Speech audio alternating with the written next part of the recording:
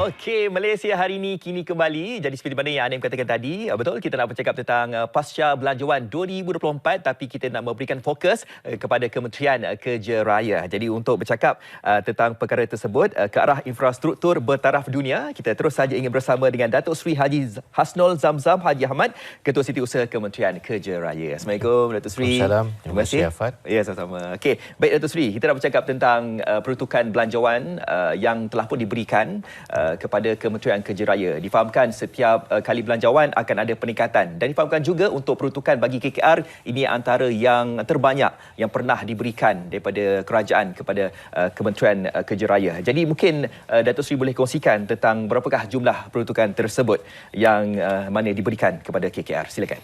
Ya, terima kasih Afad dan juga Malaysia hari ini kerana memberi peluang kepada Kementerian Kerja Raya untuk berkongsi sedikit sebanyak berkaitan dengan bajet yang telah diperuntukkan kepada kementerian bagi tahun 2024. Seperti mana yang dimaklumkan oleh Afad tadi, pada tahun 2024 Kementerian Kerja Raya turut mendapat peningkatan dari segi jumlah bajet yang diluluskan. Itu pada tahun 2024 kementerian telah diluluskan bajet sebanyak 9.511 bilion, iaitu peningkatan sebanyak 12.7% berbanding dengan 8.5 bilion yang diperolehi pada tahun 2023. Jadi ini sebenarnya memberikan satu kegembiraan juga kepada kementerian kerana kita telah mempunyai perancangan yang agak tersusun untuk melaksanakan program-program berkaitan dengan khususnya penambahbaikan infrastruktur jalan, jalan-jalan yang rosak dan sebagainya, dengan pertambahan lebih kurang 1 bilion untuk pengurusan penyelenggaraan jalan-jalan. Maka lebih banyak jalan-jalan yang rosak dapat dilakukan penambahbaikan, pembaikan, dan juga jalan-jalan yang belum rosak pun kita bercadang untuk melakukan pembaikan. Okey, jadi sebagai KSU Kementerian Kerja Raya, bagaimana Datuk Seri melihat belanjawan 2024 ini mungkin dapat memberikan impaklah kepada kelangsungan industri pembinaan dan juga infrastruktur awam negara buat masa ini, Datuk Seri? Ya, sektor pembinaan adalah satu sektor penyumbang kepada pertumbuhan ekonomi negara. Kerana sektor pembinaan mempunyai rantaian bekalan yang sangat panjang dan luas, melibatkan lebih 100 subsektor yang lain. Dari segi bahan-bahan pembinaan seperti simen, pasir, batu, besi, gelas dan sebagainya. Jadi dengan peruntukan yang tinggi yang diberikan oleh kerajaan untuk sektor pembinaan, maka dengan sendirinya ia akan menghasilkan satu pecutan kepada kadar pertumbuhan negara melalui sektor pembinaan. Kerana sektor pembinaan juga mempunyai apa yang dikatakan multiplier effect sebanyak 2 kali ganda. Jadi setiap ringgit yang dibelanjakan ataupun diperuntukkan oleh kerajaan dalam sektor pembinaan akan memberikan multiplier effect lebih daripada 2 kali ganda, dan ini satu yang amat baik. Itu juga dengan faedah kepada pemain-pemain industri, khususnya kepada kontraktor-kontraktor, pemaju-pemaju dan sebagainya. Peruntukan yang disediakan oleh kerajaan ini membuka peluang kepada mereka kerana ia akan mewujudkan permintaan dari segi barangan-barangan yang berkaitan di dalam sektor pembinaan dan juga permintaan dalam bentuk pekerjaan kepada rakyat. Sebagai contoh, di dalam bajet 2024 Kementerian Kerja Raya, kerajaan telah bersetuju memperuntukkan sebanyak RM300 juta khusus untuk kontraktor-kontraktor kecil Bumiputera daripada grade kontraktor grade G1, G2, G3 dan G4.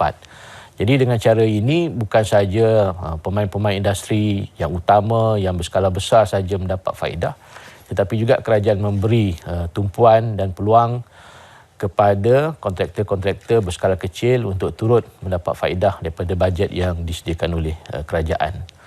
Dengan bajet yang ada juga, kita boleh mempelbagaikan pendekatan untuk kita menambah baik dan juga menyenggara infrastruktur yang ada di negara kita. Untuk makluman Afad, dari segi jalan raya, Kementerian Kerja Raya menyenggara sebanyak 18,000 kilometer jalan raya di seluruh negara. 14,000 kilometer daripadanya adalah di Semenanjung Malaysia. Jadi dengan panjang yang amat tinggi itu, maka sudah tentulah perbelanjaan yang diperlukan untuk menyenggara jalan-jalan tersebut adalah amat tinggi. Dan dengan peruntukan-peruntukan yang diberikan oleh kerajaan ini, maka saya percaya lebih banyak jalan-jalan akan dapat diperbaiki, diselenggara dengan lebih baik. Sama ada setelah kerosakan berlaku atau yang lebih penting sebelum kerosakan itu berlaku. Kerana jalan-jalan kita ni seperti juga macam produk-produk, dia ada shelf life dia. Shelf life jalan raya ni lebih kurang 7 hingga 8 tahun mengikut reka bentuk. Jadi kalau digunakan dengan cara dan kaedah yang ditetapkan, tidak terlalu banyak kenderaan-kenderaan berat yang melalui, maka hayat jalan itu bolehlah bertahan hingga 7 hingga 8 tahun. Dan sebaik-baiknya, sebelum 7 hingga 8 tahun tu kita kena perbaiki jalan tu. Barulah tidak ada isu jalan berlubang, jalan pecah dan sebagainya. Jadi dengan adanya peruntukan tambahan yang disediakan oleh kerajaan, kita percaya perkara itu dapat dilaksanakan dengan lebih meluas lagi. Ya, insya-Allah. Mungkin lepas ini tak ada lagi isu tentang jalan berlubang, jalan yang tak diselenggara dan sebagainya. Okey, jadi bagaimana pula Datuk Seri mungkin dapat melihat daripada segi mungkin pembangunan dan juga mungkin penambahbaikan jalan raya Cerun dan juga laluan Bertul ataupun lebuh raya dekat Semenanjung, Sabah dan juga Sarawak yang turut disebut dalam belanjawan kali ini? Untuk Sabah dan Sarawak, kerajaan telah memberi komitmen untuk meneruskan pembinaan lebuh raya Pen Borneo. Lebuh raya Pen Borneo di Sabah dan lebuh raya Pen Borneo di Sarawak. Untuk tahun 2024, kita akan memfokuskan kepada dua komponen utama, iaitu lebuh raya Pen Borneo Sabah yang nilai keseluruhannya melebihi 15 bilion. Dan pada tahun hadapan kita akan melancarkan ataupun memulakan kerja-kerja berkaitan dengan 19 package di lebuh raya Pen Borneo Sabah yang masih lagi belum dimulakan. Manakala di Sarawak kita akan menumpukan kepada pelaksanaan Sabah Sarawak Link Road yang nilainya keseluruhan lebih 7 bilion dan juga akan dimulakan menjelang pertengahan tahun hadapan. Jadi peruntukan yang besar telah disediakan oleh kerajaan untuk infrastruktur di Sabah dan Sarawak. Begitu juga di Semenanjung Malaysia, antara lainnya kita dengar masalah yang dihadapi oleh pengguna-pengguna lebuh raya, khususnya di segmen sebelah selatan. Dan kerajaan telah pun meluluskan satu lagi fasa pelebaran lebuh raya utara selatan di Johor, yang mana menelan belanja lebih daripada 900 juta, itu sepanjang lebih kurang 18 kilometer. Akan menjadikan lebuh raya tersebut daripada 2 lorong kepada 3 lorong. Jadi ini juga satu bentuk peningkatan kepada infrastruktur untuk kegunaan rakyat, dan fasa ini akan diteruskan sehinggalah seluruh segmen bahagian selatan lebuh raya utara selatan itu dapat dilebarkan, iaitu daripada Aikroh hinggalah ke Johor Bahru. Tetapi ia akan dilaksanakan secara berfasa. Ya. Dapat mengurangkan masa lah apabila pelebaran lorong tersebut dapat dibuat nanti. Dan juga stres di jalan raya. Betul kan. Okey Datuk Seri, kita bercakap kali ini tentang kempen My Jalan KKR. Seperti mana kita tahu bahawa ianya telah pun mula dilancarkan pada 24 Ogos 2023. Dan juga pelancaran aplikasi My Jalan kini melepasi tempoh 2 bulan. Jadi bagaimana kementerian melihat dalam belanjawan kali ini mampu untuk memberi nilai tambah dan juga merealisasikan objektif serta visi kempen My Jalan itu sendiri, dan juga apa perkembangannya sekarang, Datuk Seri? Ya, sebelum tu saya hari ini ada memakai lencana My Jalan. Inilah dia lencana My Jalan yang telah dilancarkan oleh Yang Amat Perdana Menteri pada 24 Ogos yang lalu. Jadi bila kita bercakap tentang infrastruktur bertaraf dunia, dia perlu kerjasama pelbagai pihak, termasuklah pengguna-pengguna jalan. Jadi dengan berdasarkan pada konsep tersebutlah kita melancarkan kempen My Jalan ini dengan mewujudkan satu aplikasi My Jalan yang boleh dimuat turun oleh pengguna-pengguna untuk membantu kita mengenal pasti di manakah isu-isu yang berkaitan dengan jalan ini yang perlu dimaklumkan kepada kerajaan supaya tindakan yang segera dapat diambil. Kerana seperti saya katakan tadi, jalan persekutuan saja 18,000 kilometer. Jadi tidak mungkinlah kerajaan dapat memantau sepanjang masa.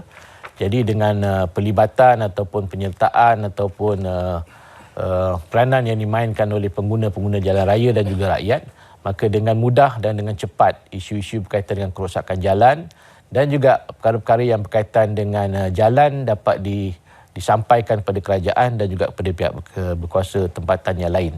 Dan My Jalan ini juga kempennya menggunakan konsep no wrong door. Di mana tidak perlu fikir jalan ini di bawah pentadbiran mana.